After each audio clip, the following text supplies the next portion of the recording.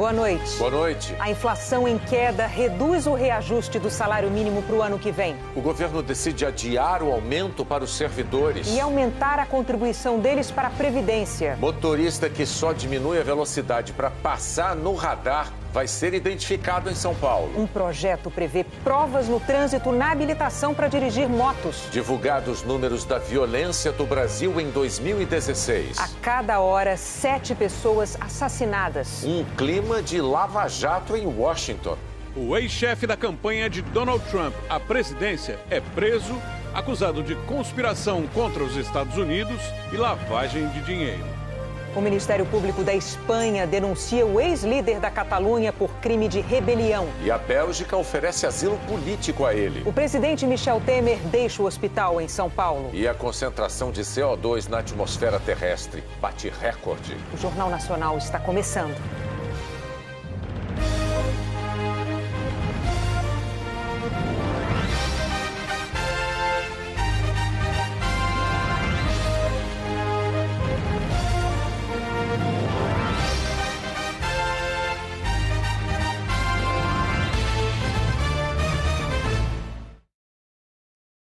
O Brasil registrou uma explosão de mortes violentas no ano passado. Foram mais de 60 mil, segundo o anuário do Fórum Brasileiro de Segurança Pública. E a violência está se espalhando por todas as regiões. Tiroteios. Medo. Estamos muito assustados. Mortes. Márcia Alice Bertolo, 17 anos. Rafaela da Silva Dias, 18 anos. Altamir de Almeida, 23 anos. 3 vítimas da violência no Rio de Janeiro. Em São Paulo, 8 pessoas morreram em 2 chacinas nesse fim de semana. Já é a 10ª chacina do ano no estado. Na Bahia, mais violência. Uma mulher foi morta a facadas num bar na frente de crianças em Feira de Santana e um homem em Camaçari. O que vimos nos últimos dias nesses 3 estados não são casos isolados. O Anuário Brasileiro de Segurança Pública revelou uma explosão de assassinatos em 2016 no país, o pior número dos últimos 12 anos.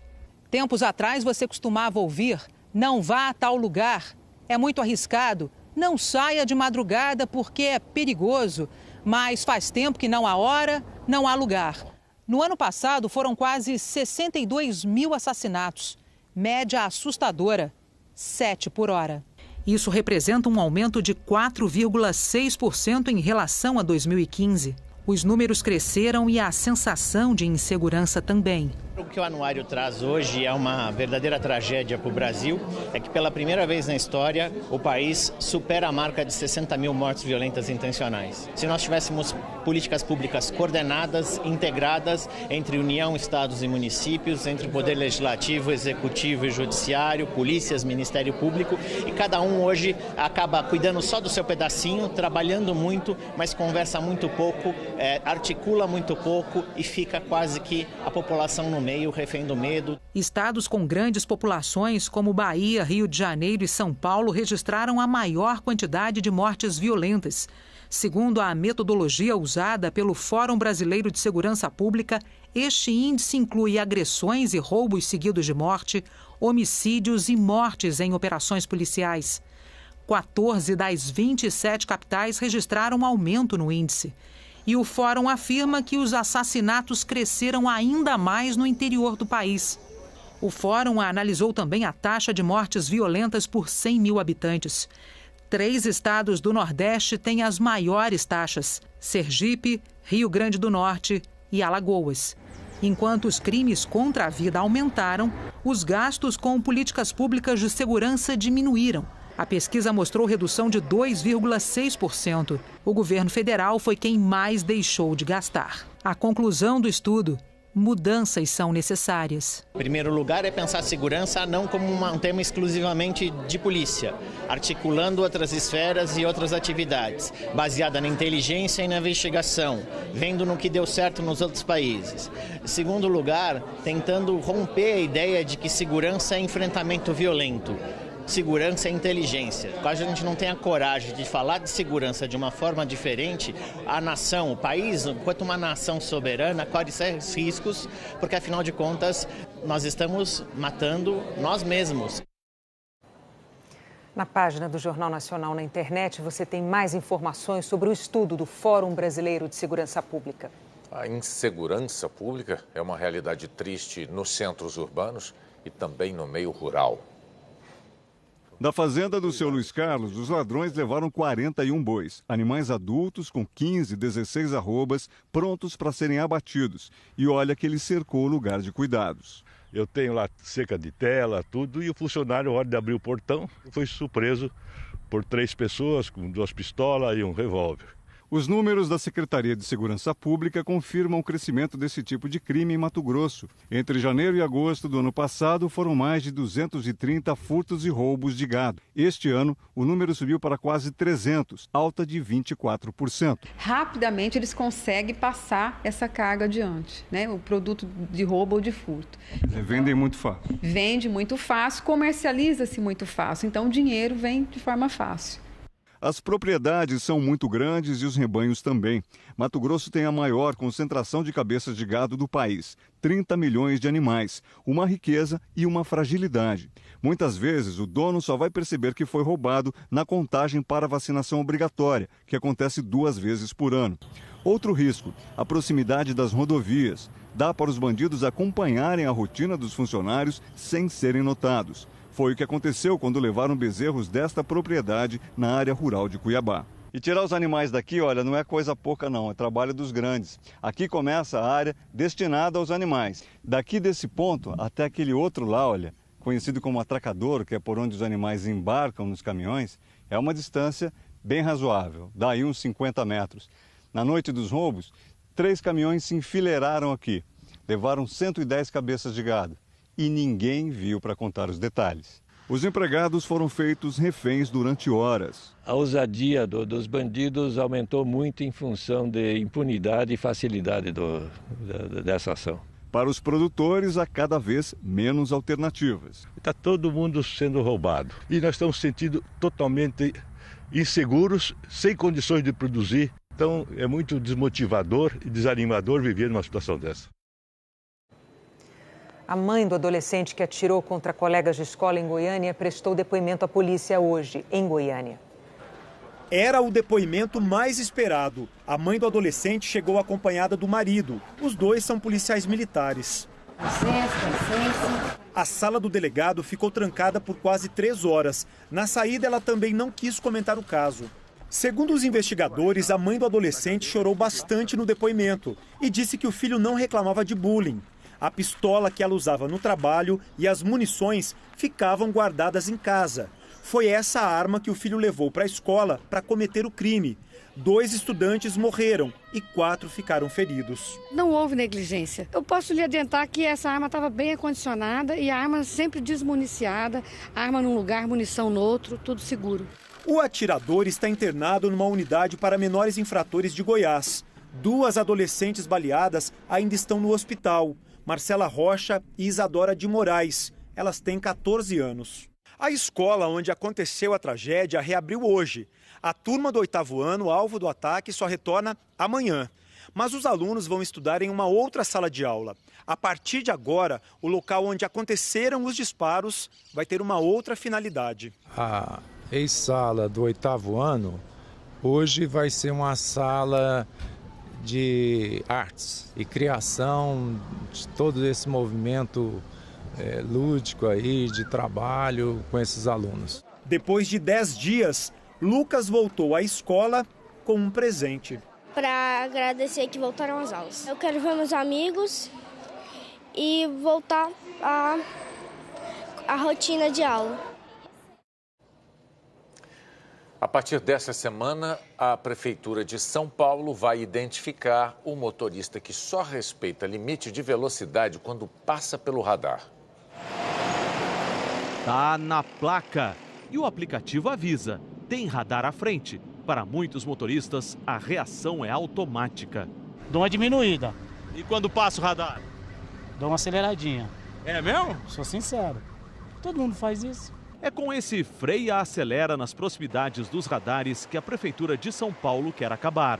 Em 4 pontos da cidade, os radares foram programados para medir a velocidade média dos carros. Quando um carro passar por estes radares neste viaduto, a hora e a placa ficarão registradas. Radares semelhantes estão instalados em outro viaduto a 2,5 km de distância. Um sistema de computador calcula quanto tempo o carro levou para percorrer a distância entre os dois viadutos. Por exemplo, nesta avenida de São Paulo, a velocidade máxima é de 60 km por hora, ou 1 km por minuto. Portanto, para percorrer 2,5 km, o motorista tem que levar 2,5 minutos ou um pouco mais.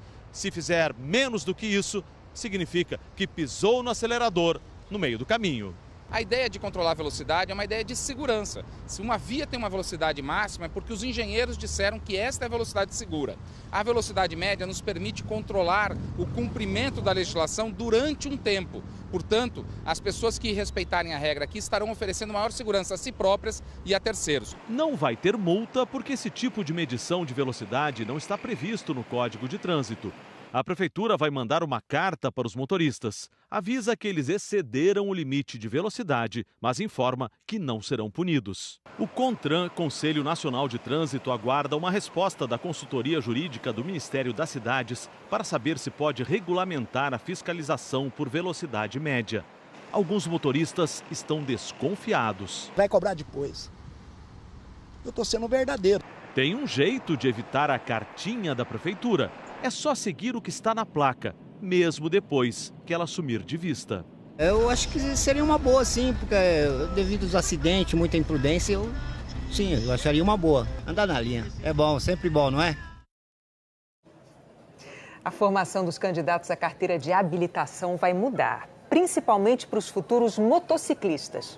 350 metros de pista num circuito protegido, completamente fechado. Anne já está na terceira aula e diz que não sente muita firmeza na formação que está recebendo para pilotar uma moto. A gente dá uma encenada, né? Não tem o trânsito em si, de verdade, né? Eu acho que na rua é um pouquinho diferente. Essa é uma das muitas situações que o Denatran tem estudado para aprimorar o processo de formação de condutores de veículos.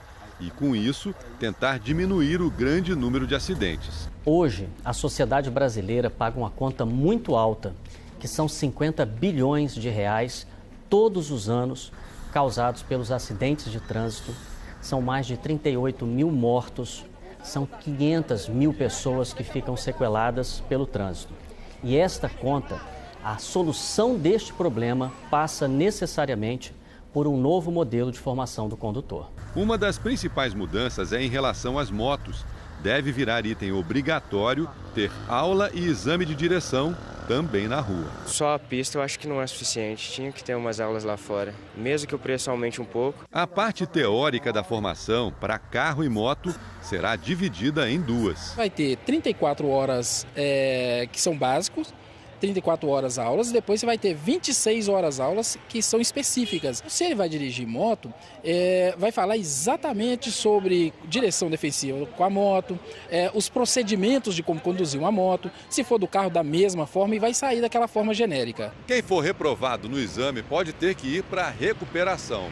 A ideia é fazer o candidato que tomou bomba voltar para a autoescola, enfrentar mais 5 horas de aula e só então ele estaria pronto para fazer um novo exame. Toda essa falta de formação resulta em imprudência e imperícia dos elementos na rua, e negligência também, que são as causas dos acidentes que matam.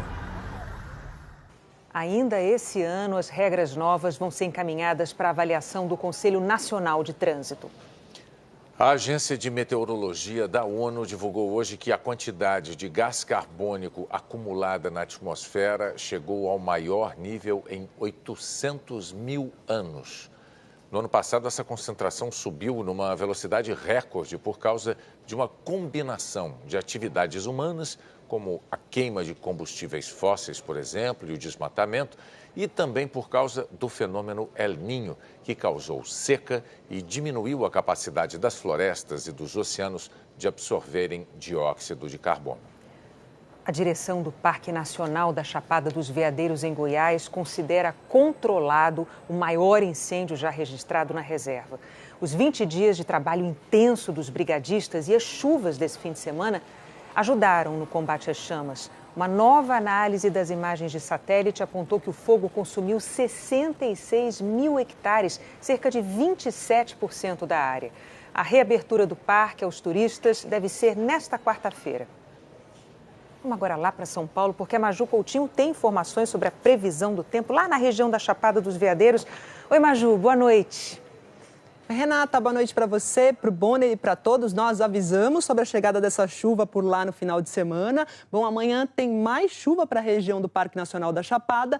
Aliás, quase toda a região centro-oeste, Minas, norte de São Paulo, Espírito Santo estão na rota dos temporais. Brasília, Vitória e Cuiabá podem dar de cara com a chuva forte a qualquer hora do dia. E um dos últimos redutos da secura vai começar a receber a visita de uma chuva mais significativa nos próximos dias. Eu estou falando principalmente aqui do interior nordestino, viu?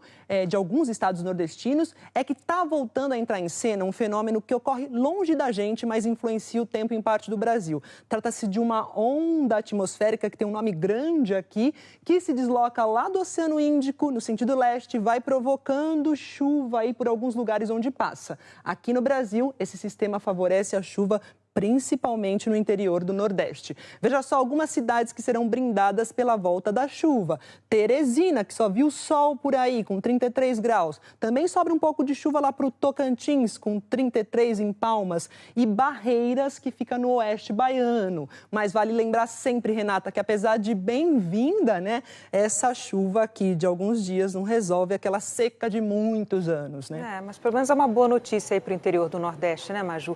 E como fica o tempo nas outras regiões, nas outras áreas? Vamos lá, ainda tem chuva em alguns lugares, mas eu começo falando de tempo firme, porque eu falei do interior do Nordeste, mas no leste nordestino e aqui também no Ceará, sol o dia todo. Rio Grande do Sul, grande parte de Santa Catarina, pedação do Paraná, sul de Mato Grosso do Sul, também com tempo firme. Pode chover num pedacinho do norte catarinense, no leste e no norte paranaense, aqui no leste de São Paulo. No Rio de Janeiro tem informação que a chuva já está chegando agora à noite por aí, continua amanhã. Chuva nessas áreas que eu mostrei, que está aqui na conta da última frente fria do mês de outubro, que deve se deslocar rapidamente aí entre sul e sudeste, pode causar ventania entre o litoral do Rio Grande do Sul e do Paraná e também em parte do sudeste. Para a gente ter uma ideia aqui, ventos de até 60 km por hora em Curitiba, Porto Alegre e São Paulo e de até 80 no Rio de Janeiro e em Florianópolis. Então vamos lá para as capitais da ventania e da chuva. São Paulo com 25 graus de máxima, Rio com 29, Curitiba com 22 graus. Renata. De fato, o céu no Rio aqui estava bem carregado até agora há pouco. Até amanhã, Maju. Viu? Tchau, tchau. Até amanhã. Olha, 2 velejadoras americanas chegaram hoje a Okinawa, no Japão, depois de quase 6 meses à deriva no Oceano Pacífico. A Marinha dos Estados Unidos resgatou Jennifer Apple, Tasha Fuyaba e os 2 cachorros delas. Uma tempestade danificou o motor e a antena de comunicação do barco em que elas viajavam, do Havaí para o Tahiti. Elas sobreviveram porque tinham a bordo um purificador de água do mar e um estoque grande de comida enlatada. O presidente da França, Emmanuel Macron, assinou hoje uma lei antiterrorista considerada polêmica. Ela dá às autoridades poderes permanentes de revistar casas, fechar locais de culto religioso e restringir a movimentação de suspeitos de extremismo. A lei, criticada por organizações de defesa dos direitos humanos, incorpora medidas temporárias adotadas depois dos atentados terroristas de 2015. Começou nesta segunda-feira o controle direto do governo central de Madrid sobre a região da Catalunha. A República Independente da Catalunha acabou hoje com a posse dos interventores. O procurador-geral espanhol José Manuel Maza acusou formalmente o líder catalão destituído Carles Puigdemont de rebelião. Também foram acusados 14 integrantes do governo, incluindo ministros e 6 parlamentares. Quem não se apresentar a um juiz até a semana que vem poderá ter a prisão decretada. E de los delitos imputados. O ex-líder catalão foi visto pela última vez no sábado. Ele teria viajado para Bruxelas, na Bélgica, com alguns ex-ministros. O motivo oficial da viagem seria conhecer nacionalistas flamengos, mas tudo indica que foram mesmo pedir asilo político. Ontem, uma autoridade belga ofereceu refúgio a Puigdemont no país. A partir de hoje, a sede do governo regional foi ocupada pela vice-primeira-ministra espanhola Soraya de Santa Maria. O governo de Mariano Rajoy marcou para 21 de dezembro novas eleições na Catalunha. E o partido de Puigdemont desafiou o primeiro-ministro e anunciou que vai concorrer. Teoricamente, a Bélgica pode dar asilo aos catalães. Tudo vai depender de questões jurídicas e também de negociações políticas. O primeiro-ministro belga ainda não se manifestou. Não oficialmente, mas já teria dito que isso não está em agenda. O advogado Paul Becker, que defendeu terroristas do grupo espanhol ETA, confirmou que Puigdemont está em Bruxelas e que contratou os seus serviços. A investigação sobre o envolvimento da Rússia nas eleições americanas resultou hoje na prisão do ex-chefe de campanha do presidente Donald Trump. O ex-diretor da campanha presidencial de Donald Trump, Paul Manafort, e o sócio dele, Rick Gates, se entregaram ao FBI, a Polícia Federal Americana, no início da manhã. Eles foram denunciados por 12 crimes, incluindo conspiração contra os Estados Unidos, evasão de impostos e lavagem de mais de 18 milhões de dólares. Antes de assumir o comando da campanha de Trump, Paul Manafort trabalhou durante anos como consultor político do então presidente da Ucrânia, Viktor Yanukovych. Manafort foi demitido por Trump depois que a imprensa revelou que ele recebeu, sem declarar, mais de 12 milhões de dólares de Yanukovych, que é aliado do governo russo. No tribunal, Manafort e Gates disseram que são inocentes. Os dois estão em prisão domiciliar. Apesar de responderem a denúncias graves, Manafort e Gates não foram acusados daquilo que o governo Trump mais teme: colaboração com o governo russo para influenciar os resultados da última eleição. Mas há um problema adicional para a Casa Branca. O nome de um conselheiro da campanha de Trump veio à tona hoje. O FBI revelou que George Papadopoulos confessou que durante a campanha presidencial teve contatos com pessoas ligadas ao governo em Moscou. O inquérito que se tornou público hoje mostra que George Papadopoulos tentou repetidamente marcar um encontro entre representantes do governo russo e a campanha de Trump. Papadopoulos disse ao FBI que o alto escalão russo tinha sujeira contra a então candidata democrata Hillary Clinton na forma de milhares de e-mails. No dia 21 de maio de 2016, Papadopoulos mandou um e-mail para um integrante influente da campanha com um assunto: pedido da Rússia para encontrar com o senhor Trump. Esse e-mail foi encaminhado para outro integrante da campanha com a seguinte orientação: precisamos que alguém deixe claro que DT não vai fazer essas viagens. Deveria ser alguém sem muita importância na campanha para não dar bandeira. DT são as iniciais do presidente, Donald Trump. A Casa Branca nega que a campanha de Trump tenha recebido ajuda russa. A porta-voz, Sarah Sanders, disse que os fatos de hoje não têm nada a ver com o presidente, a campanha ou atividades da campanha. Trump disse que Manafort está sendo acusado por coisas que fez antes de trabalhar para a campanha.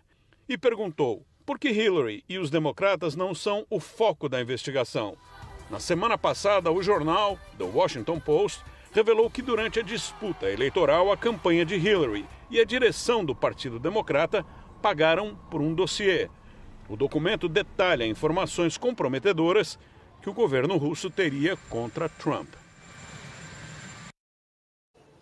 A seguir, o governo tenta fechar as contas do orçamento do ano que vem. Decide adiar o aumento de servidores. E aumentar a contribuição deles para a Previdência.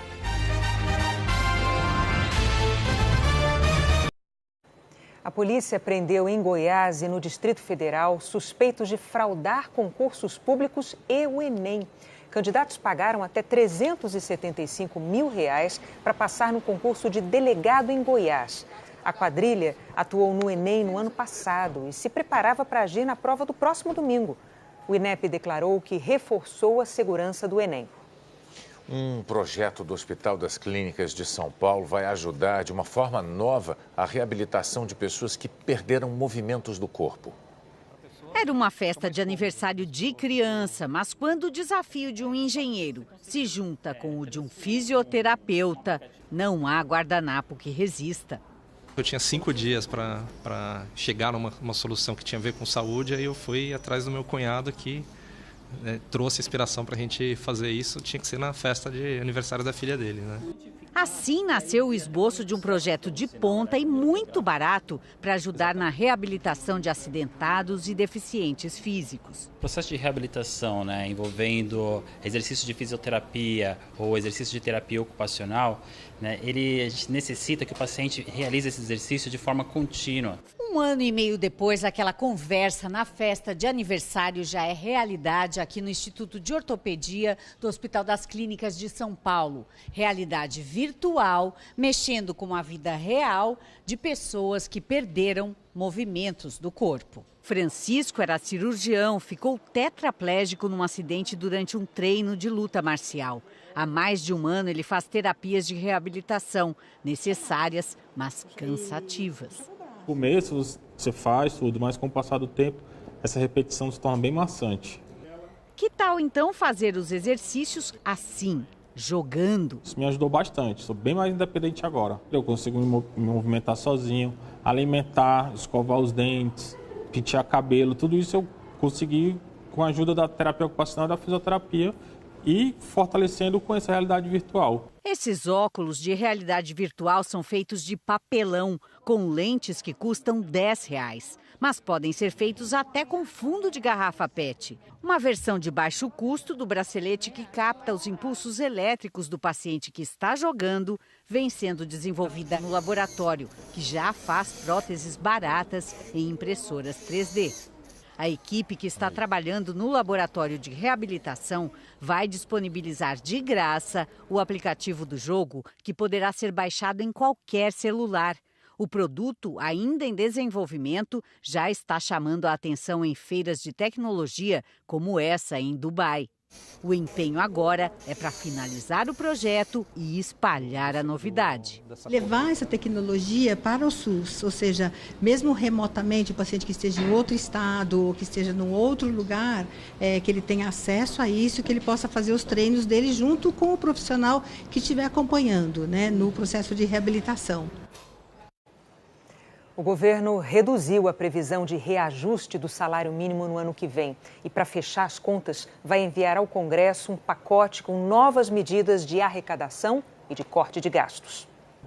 As medidas já haviam sido anunciadas quando o governo constatou que não ia conseguir fechar as contas do ano que vem, mas esperou até agora, depois de votar a denúncia contra o presidente Michel Temer, para enviar o pacote ao Congresso. Para aumentar a arrecadação de 2018, o governo quer tributar fundos de investimentos fechados, reonerar a folha de pagamento de empresas de vários setores, aumentar a contribuição previdenciária dos servidores públicos de 11% para 14% para quem recebe acima de R$5.000. Para cortar despesas, o governo vai adiar em 1 ano os reajustes dos funcionários públicos do Executivo Federal. Concursos públicos estão autorizados, mas só para preencher o mesmo número de cargos que ficarem vagos. E a projeção do salário mínimo de 2018 ficou mais baixa, caiu de R$ 969 para R$ 965. Isso aconteceu porque a inflação, que é considerada no cálculo, está menor. A regra do salário mínimo prevê a correção pelo INPC do ano, mais o PIB do ano anterior. Então, no caso, o PIB é negativo, ele conta como 0 e, portanto, o salário mínimo é corrigido apenas pelo INPC. Como há uma redução da projeção do INPC de 3,5 para 3,1, a projeção do salário mínimo cai para R$ 965. O governo também havia anunciado que outros 5 bilhões viriam com a concessão do aeroporto de Congonhas para a iniciativa privada. Mas o governo desistiu do leilão de Congonhas para atender pedido de aliados antes da votação da denúncia. Por outro lado, ampliou a expectativa com a privatização da Eletrobras, de R$ 7,5 bilhões para 12 bilhões. Mas um número preocupa cada vez mais: o rombo da Previdência Social no ano que vem, que já se aproxima de 200 bilhões de reais. É evidente que é importante a aprovação da reforma da Previdência exatamente para que nós consigamos estabilizar a dívida no nível inferior e, portanto, ter mantido a confiança no cumprimento das obrigações da União. Esse esforço todo é para conseguir cumprir a meta de 2018, fazer com que o rombo nas contas públicas não passe dos 159 bilhões de reais. Na tentativa de conseguir apoio no Congresso, o governo atendeu a um pedido de deputados governistas e cedeu, mais uma vez, no programa de refinanciamento de dívidas. O prazo para a adesão foi prorrogado em 15 dias e vai até 14 de novembro. O refis vai trazer para os cofres ainda este ano cerca de 7 bilhões de reais, bem menos que os 13 bilhões previstos no texto original enviado ao Congresso. Um dinheiro que vai fazer falta para fechar as contas dentro da meta de 2017, que também é um rombo de 159 bilhões de reais. Hoje, o Banco Central divulgou que esse rombo já está em 100 bilhões. O presidente Michel Temer recebeu alta do hospital e já teve reuniões de trabalho nesta segunda-feira em São Paulo. O governo quer acelerar a votação das reformas. Ao lado dos médicos, o presidente Michel Temer deixou o hospital pouco depois do meio-dia, aparentando estar bem disposto. Aqui foi tudo bem. Vou trabalhar, vai passar. Como é que está passando? Tudo bem. Vai ficar descansando um pouquinho? Mas trabalhei, vai ficar. Volta quarta-feira. Temer foi direto para a casa dele na zona oeste de São Paulo. O presidente passou os 3 últimos dias internado no Hospital Sírio-Libanês, onde foi submetido a um procedimento cirúrgico para desobstrução urológica. Ele ainda está tomando antibióticos para controlar uma inflamação na bexiga. À tarde, Temer recebeu a visita do vice-presidente da Câmara, Fábio Ramalho, do PMDB de Minas Gerais. Ramalho disse que Temer está bem, que eles conversaram sobre a votação de medidas provisórias e do orçamento, e também falaram sobre a reforma da Previdência. Hoje nós temos uma comunicação que foi falha na reforma da Previdência. Então eu deixei isso bem claro para o presidente. O presidente não vai fazer nada sem ter uma discussão maior com a sociedade e ter uma comunicação melhor para as pessoas saberem o que é da reforma da Previdência. Quem também esteve hoje com Temer foi o ministro da Fazenda, Henrique Meirelles. O presidente Temer deve viajar para Brasília na quarta-feira pela manhã, mas ele já tem um novo encontro marcado com os médicos aqui em São Paulo. Dentro de um mês, ele vai passar por uma nova checagem no aparelho urinário e será submetido a um cateterismo, um exame detalhado das coronárias, já que o presidente tem uma obstrução parcial numa artéria do coração. A seguir, os 500 anos da maior divisão do cristianismo. E o significado do 4º título de Lewis Hamilton para a história da Fórmula 1.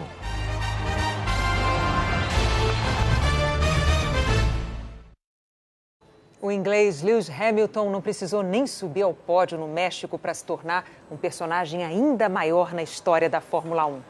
É o Reginaldo Leme quem analisa.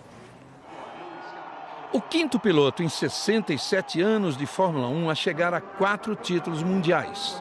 Lewis Hamilton se iguala a Sebastian Vettel e Alain Prost com 4 conquistas e fica atrás de apenas 2. Juan Manuel Fangio, que tem 5, e Michael Schumacher, com 7. O GP do México, que definiu o campeonato, teve um roteiro totalmente inesperado.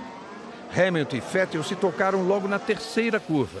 Resultado, pneu furado do inglês, bico quebrado do alemão e antes de terminar a primeira volta, os dois já estavam nos boxes.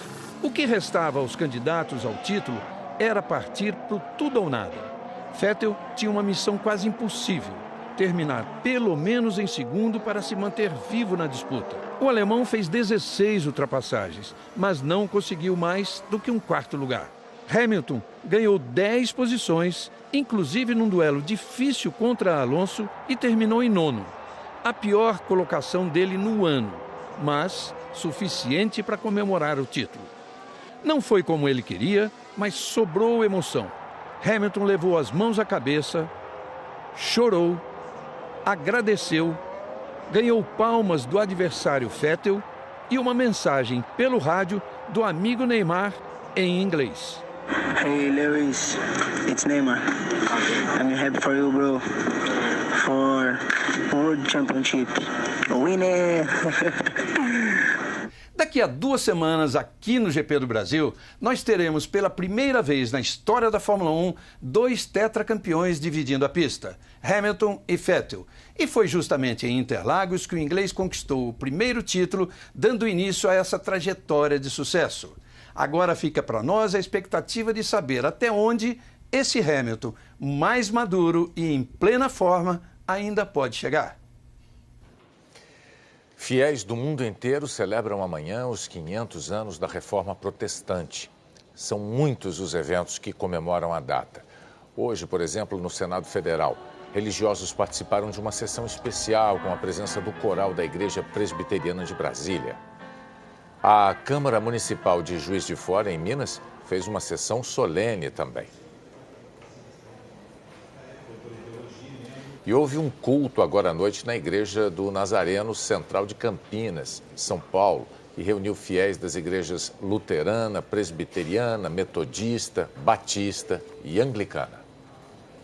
O centro mundial dessas celebrações é Wittenberg, o vilarejo alemão onde nasceram as ideias que provocaram a maior divisão da história do cristianismo. A gente vê na reportagem do correspondente Rodrigo Alvarez. No século XVI, num tempo em que as mentes humanas se iluminavam depois da Idade Média, o monge alemão Martinho Lutero se uniu a outros pensadores da Europa e denunciou os abusos que vinham sendo cometidos pela Igreja Católica, a qual ele também pertencia. Usou de uma nova tecnologia, a imprensa, para multiplicar seus escritos e fazê-los percorrer a Alemanha e o mundo. Traduziu a Bíblia para o alemão. Conseguiu acabar com as missas em latim para que as pessoas pudessem finalmente entender o que os pregadores diziam. Lutero era revolucionário, mas não rompia completamente com a tradição cristã. Acreditava no terrível poder do diabo, pensava ser justo e necessário matar as bruxas nas fogueiras e acreditava profundamente nas ideias do apóstolo Paulo, afirmando que o justo viverá da fé, querendo dizer que a vontade humana não é livre para fazer o bem, porque Lutero dizia: não existe livre-arbítrio. O homem às vezes busca o que é bom e nobre, tenta se aproximar de Deus, mas age por culpa e egoísmo, ele dizia. No entendimento de Martinho Lutero, é Deus que torna um homem bom ou justo, e a salvação só existe como uma experiência pura de fé em Cristo. Os reformadores queriam, acima de tudo, sola scriptura, ou seja, fidelidade absoluta ao que dizem os evangelhos. Daí terem sido chamados de evangélicos ou protestantes. Doutor Lutero, como era conhecido por causa da formação acadêmica, vivia nesse antigo convento em Wittenberg. O interessante desse ambiente aqui é que ele nos faz voltar no tempo e imaginar o que acontecia aqui quando Lutero se reunia com estudantes, trabalhava, escrevia e principalmente pensava sobre a reforma que ele estava fazendo no mundo cristão. No dia 31 de outubro de 1517, exatamente 500 anos atrás, aqui nessa porta, na entrada da igreja do castelo de Wittenberg, Lutero pregou seu grande manifesto. Um documento com 95 afirmações profundamente críticas à venda de indulgências pela Igreja Católica. Religiosos concediam perdão divino em troca de dinheiro ou de bens dos fiéis. Eram pessoas que queriam pagar por seus pecados ainda aqui na terra, pensando que com isso garantiriam a entrada no reino dos céus. Mas Lutero entendia que, de acordo com as Escrituras, isso jamais seria possível. Numa das teses mais duras pregadas à porta da igreja, Lutero afirmava que os religiosos que vendiam perdão estavam pregando doutrinas humanas que dizem que, assim que o dinheiro entra no cofre, a alma sai voando do purgatório. Por fim, Lutero atacava também a riqueza acumulada pelo Vaticano. Os verdadeiros tesouros da igreja, de onde o Papa distribui indulgências, ele dizia, não são suficientemente discutidos ou conhecidos pelo povo de Cristo. Por causa do ato de Lutero, a Igreja do Castelo, que também é conhecida como a Igreja de Todos os Santos, se tornou um marco do começo da Reforma Protestante. E até hoje, principalmente agora nas celebrações dos 500 anos, pessoas do mundo inteiro vêm até aqui prestar homenagens ao homem que ousou desafiar a Igreja Católica num tempo de trevas e acabou mudando os rumos da história. O monge alemão entrou numa disputa tão perigosa com a igreja que precisou passar um ano escondido num castelo. Quando voltou a Wittenberg, não mais católico, ele rejeitou a ideia de que padres deveriam ser celibatários e se casou com uma freira que abandonou o convento. Passou a criticar o que dizia ser um excesso de sacramentos e dogmas impostos pela igreja, foi repreendido pelo Papa, mas jamais se desculpou. Voltando ao que se entendia serem as origens do cristianismo, surgiram as igrejas luteranas, presbiterianas e muitas outras denominações que mais tarde chegariam também ao Brasil. A Igreja Católica sentiu o golpe e viu uma debandada de fiéis. Muitos protestantes foram perseguidos e algumas décadas depois veio uma guerra terrível pela Europa. De um lado, nações católicas, do outro, protestantes. Em termos religiosos, a reação do Vaticano veio no Concílio de Trento, em 1545. Foi quando começou a chamada Contra-Reforma, uma tentativa de recuperar os fiéis perdidos. Só 5 décadas depois daquele 31 de outubro de 1717, a venda de perdão, a venda de indulgências, foi proibida pelo Vaticano. As feridas entre católicos e protestantes jamais foram completamente curadas. Ainda que recentemente, e muito lentamente, venha surgindo um movimento de reaproximação. Depois de Tela Quente, tem o Jornal da Globo. Boa noite. Uma boa noite e até amanhã.